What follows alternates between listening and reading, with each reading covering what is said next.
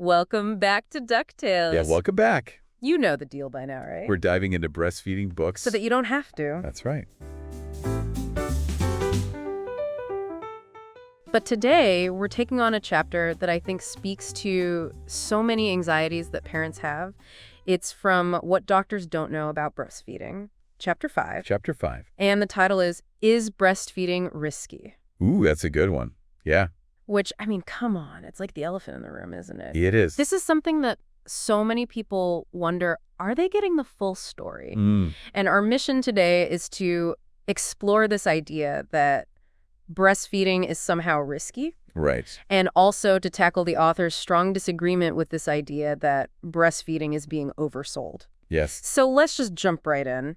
This whole idea that breastfeeding is risky, Okay. Where does it even come from? Well, the authors point out that a lot of this fear that we have today actually stems from back in the 1980s with the HIV epidemic. Oh, wow. Yeah. And understandably so, right? Breastfeeding was identified as a potential route of transmission. Right. So there was a lot of caution and concern around that. The authors actually mentioned this Time magazine article that labeled breastfeeding as a risky behavior. Yeah. And I think that kind of sums it up, right? Yeah. It really captures the sentiment of the time. Yeah. And there was an image, too. Yes, the authors talk about that, a photograph of an African woman breastfeeding. Yes. And it really kind of underscores this idea of risk being associated with breastfeeding. So this is where context really matters, doesn't it? Yes. Because the authors want us to think about the realities of resource-poor settings, particularly during that time. That's right. And this is where Dr. Newman's experience really comes in, because he worked in the Transkei region of South Africa in the 1980s. Yes. And he paints a very stark picture. He does. He says,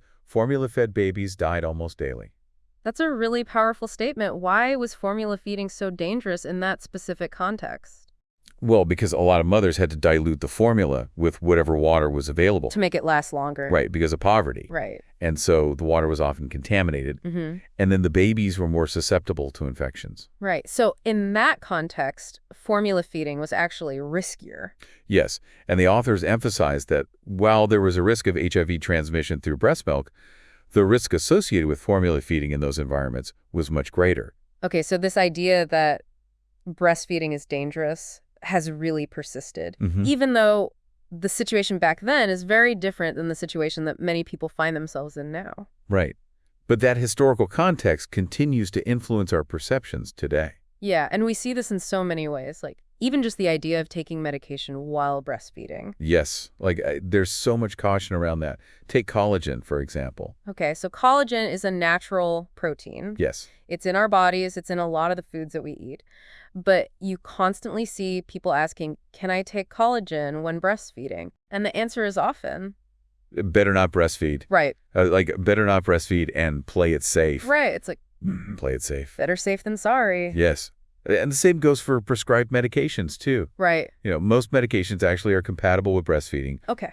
But the common advice is still, don't breastfeed if you're taking this medication.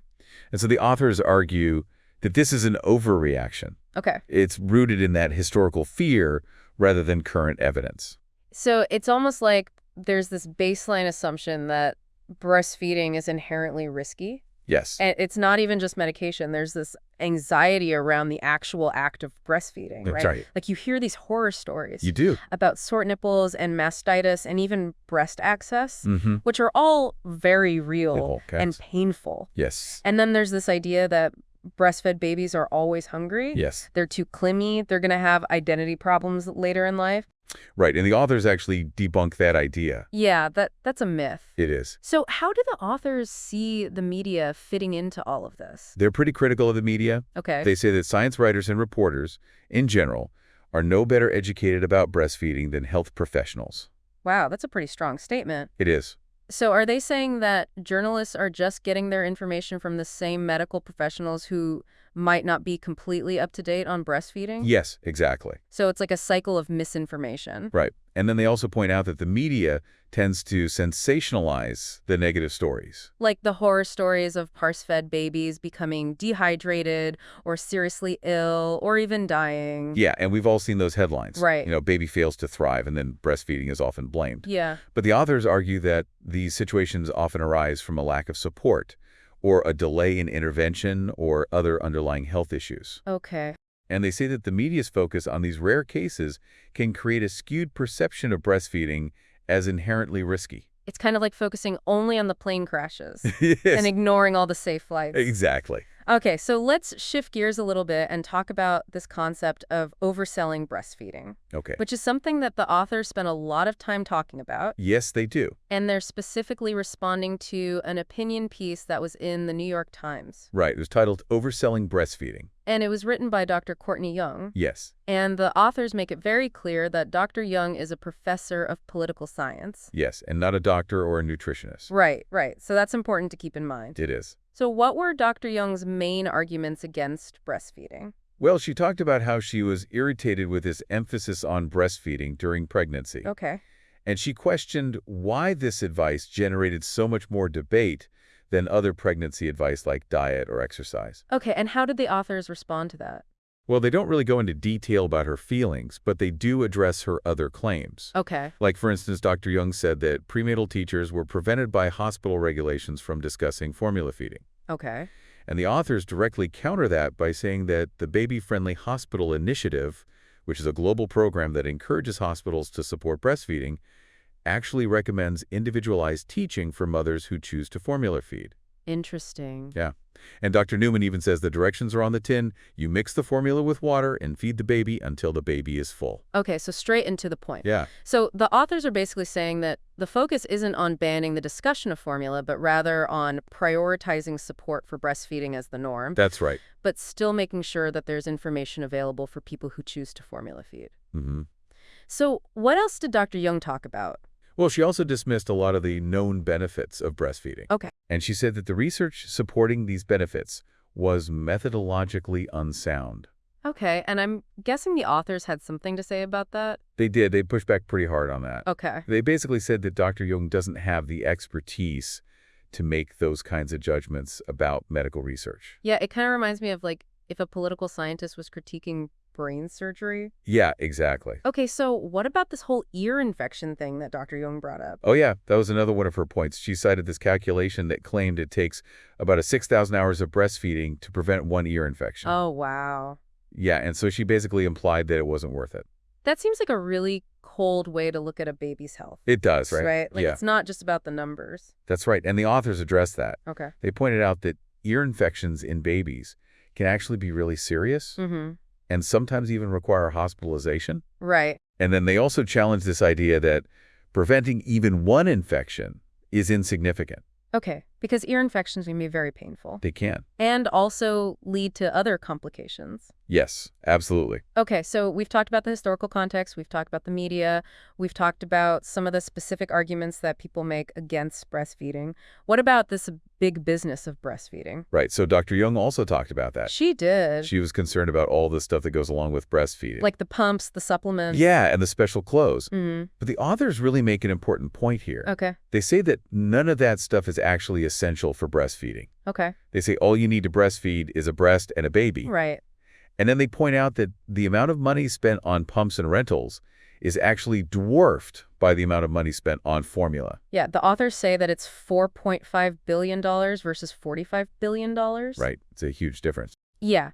And so they're basically saying that, people are focusing on this one small aspect of the breastfeeding industry, but they're ignoring this massive formula industry. That's right. Okay, so what about research? Because Dr. Young also expressed some concerns about research being funded by companies like Medela. Yeah, she did.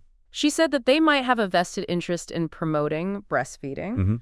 So how did the authors respond to that? Well, they defended the integrity of legitimate scientific research. Okay. They said that ethical researchers wouldn't let sponsorship dictate their findings. And they also pointed out that there's potential for bias in research that's funded by the formula industry, which often receives less scrutiny. Oh, that's interesting. Yeah. Okay, so in the end, what are the authors really trying to say here? Well, they're saying that this whole idea of breastfeeding being risky is a misconception. And they think that a lot of the perceived risks and challenges can be minimized with accurate information and support. Right, and this is where that skilled lactation care comes in. Yes, they emphasize that over and over again. The authors say that skilled lactation care and support makes all the difference. Yes. And they believe that it's the responsibility of healthcare professionals to educate themselves and to educate mothers and partners to recognize and address potential breastfeeding challenges. And they also acknowledge that a small minority of mothers truly can't produce enough milk. They do. But they emphasize that assessment and support are crucial to determine this. Yeah. So it all comes back to education, doesn't it? It does. And the authors actually say that their book itself is meant to contribute to this much-needed education. Right. And then they also talk about the importance of medical education. Okay. They're very critical of the lack of breastfeeding knowledge among medical professionals, and they call for better training for doctors so that they can provide accurate and supportive guidance to breastfeeding families. So if you feel like you're not getting the information that you need from your doctor, You're not alone. the authors are saying that this is a systemic issue. It is. Okay, so to sum it all up, the authors are basically dismantling this idea that breastfeeding is inherently risky. That's right. They trace the origins of this misconception. They critically examine the role of the media. Yes. And they strongly disagree with this argument that breastfeeding is being oversold. So this deep dive has been really illuminating. It's made me think about all the different messages that we're bombarded with about breastfeeding. Yeah, it's a lot to process. Thank you for helping me break it all down. You're welcome. And for our next deep dives here on DuctTales, we'll be exploring how birth interventions can affect breastfeeding. Ooh, that's a good one. Yeah, so be sure to join us for that. See you then. Bye. Bye.